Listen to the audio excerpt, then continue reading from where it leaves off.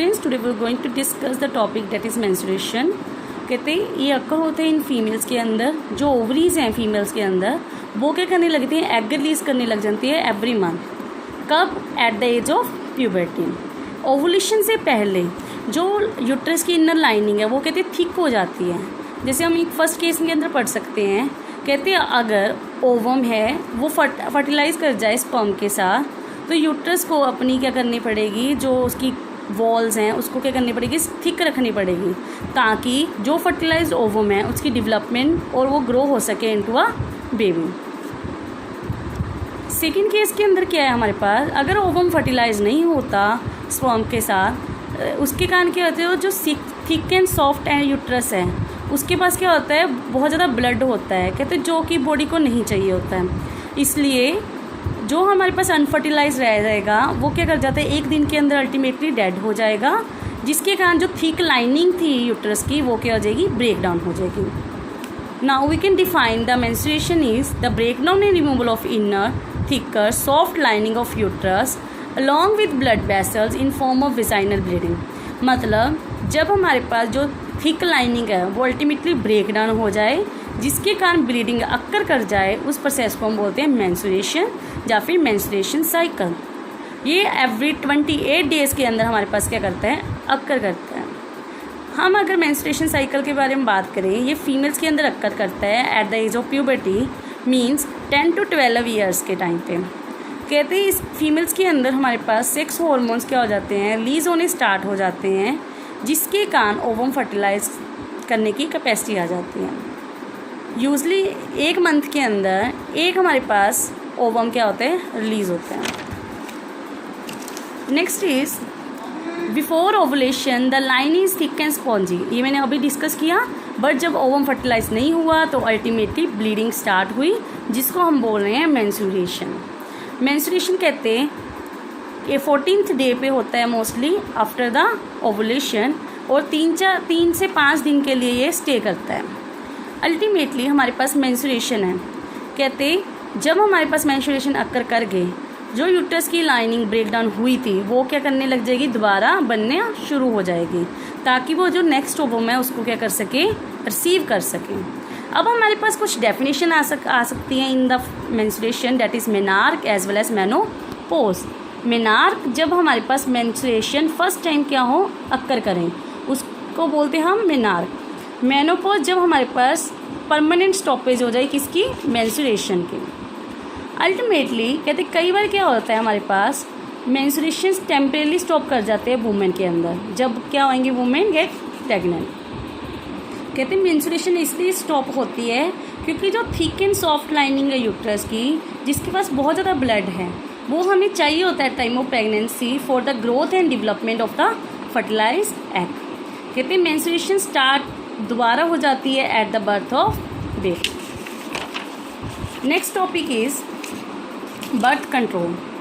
Birth control means हमने क्या करना है, स्पर्म की एंट्री को रोकना है ताकि वो ट्रांसपोर्ट ना हो सके ओवम के पास। मतलब हमने ओवुलेशन को ओवम सिक्रीट करने, मतलब जो एग सिक्रीट हो रहा है उसकी सिक्रीशन को क्या करना है, हमने स्टॉप करना है, और जो एम्ब्रियो बना उसकी इम्प्लामेंटेशन को रोकना है यूट्रस के अंदर। हमारे पास there are different method to study birth control. First is temporary and second is permanent. Temporary मतलब जो कुछ समय के लिए हो, परमानेंट हो जो परमानेंटली अक्कर करें। टेम्परेरी हमारे पास 2 टाइप हैं, natural as well as barrier method. सबसे पहले हम टेम्परेरी मेथड के बारे में स्टडी करेंगे। इसको मोस्टली पोस्टपोन बर्थ बोल देते हैं, मतलब हम थोड़े समय के लिए बर्थ को क्या कर सकते हैं, कंट्रोल कर सकते हैं कि ताकि बर्थ ना हो सके, जिसको हम स्पेस मेथड बोलते हैं। कहते हैं नेचुरल मेथड है, सिंपल हम क्या कर दें, स्पर्म और ओवम की मीटिंग ना होने दें। जैसे कैसे रोक सकते हैं, पीरियोडिक एब्सेंस में। कहते हैं अगर कपल्स हैं, अगर वो अवॉइड करें फ्यूज़न करना at the time to 10 to 17th day of menstruation cycle, तो हमारे पास क्या हो जाएगी, बर्थ कंट्रोल ईजिली हो जाएगा। Next is lactation amenorrhoea method. इसके अंदर क्या होता है, मेंस्ट्रुएशन अगर एब्सेंस हो या फिर ओवम सिक्रीट ना हो। Second method is barrier method, जिसके अंदर स्पर्म ओवर फ्यूज़ ना कर सकें ड्यू टू सम बैरियर्स, ताकि फर्टिलाइजेशन क्या कर सकें, प्रिवेंट कर सकें। जैसे हमारे पास सबसे पहले आता है कॉन्डम, जिसको निरोध बोलते हैं हिंदी में। कहते पेनिस को कवर करते हैं मेल्स के अंदर, और फीमेल क्या करती हैं, सर्विक्स को कवर करती हैं। कहते हैं जब पॉपुलेशन होती है तब जो भी सीमेंट सिक्रीट होता है वो फीमेल रिप्रोडक्टिव ट्रैक के अंदर जा नहीं पाता, जिसके कारण फर्टिलाइजेशन ऑटोमेटिकली क्या हो जाती है, स्टॉप हो जाती है।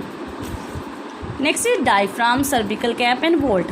जो क्या करते हैं, ये कहते हैं कुछ कैप्स हैं जो फीमेल रिप्रोडक्टिव ट्रैक के ऊपर इंसर्ट होती हैं बिफोर द कॉपुलेशन, ताकि फर्टिलाइजेशन को हम रोक सकें by blocking the sperm entry.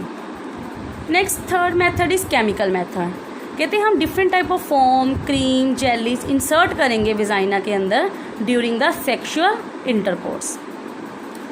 Next is intrauterine devices. ये कहते हैं बहुत ज़्यादा क्या होती हैं, इफ़ेक्टिव होती हैं। कहते हैं यूट्रस के अंदर हम इंसर्ट करते हैं थ्रू अ विजाइना। जैसे कॉपर टी सेल्स हैं, वो कौन इंसर्ट करते हैं, नर्स इंसर्ट करती हैं in the uterus through vagina. This is very beneficial for the body, means ये इफेक्ट नहीं करता बॉडी को। Next is oral pills. Oral pills they are use in the form of tablets, मतलब जो हम medicine वगैरह लेते हैं ताकि ओवुलेशन ना हो सके और स्पर्म को मूव ना कर सके। ये हमारे पास दो टाइप की होती है, मिनी एंड कंबाइंड। मिनी के अंदर सिर्फ एक हार्मोन होता है, जैसे प्रोजेस्टिन। एग्जाम्पल है सहेली पिल्स नाम की मेडिसिन आती हैं जो वुमेन्स मेनली इनटेक करती हैं ताकि प्रेगनेंसी को क्या कर सकें, स्टॉप कर सकें। Next is combined. कंबाइंड के अंदर हमारे पास प्रोजेस्टेरोन, ओस्ट्रोजन दोनों हार्मोन्स होते हैं जो ओवुलेशन को क्या करते हैं, चेक करते हैं, जैसे माला डी एंड माला एन।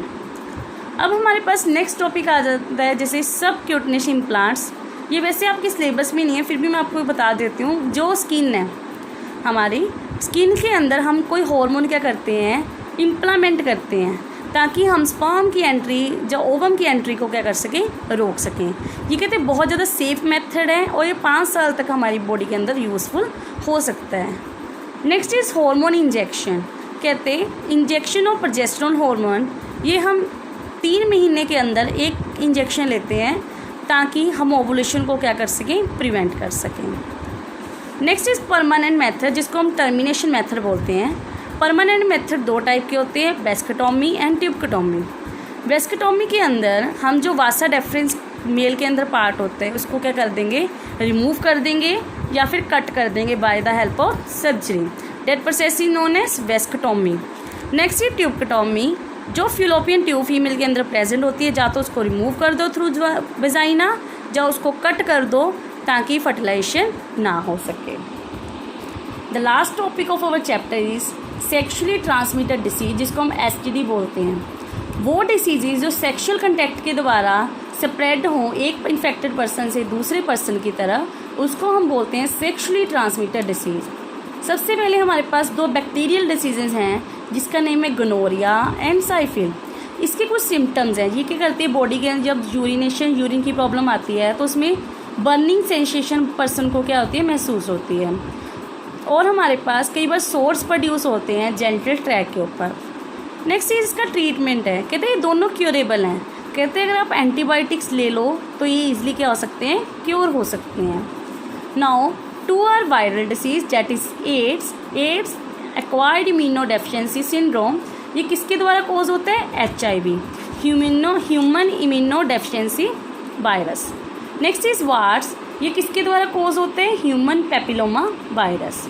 इसके कुछ सिम्टम्स हैं, जैसे एड्स के अंदर इसका सिम्टम्स हैं, फीवर हो जाता है, वीकनेस हो जाती है, कैंसर हो जाता है।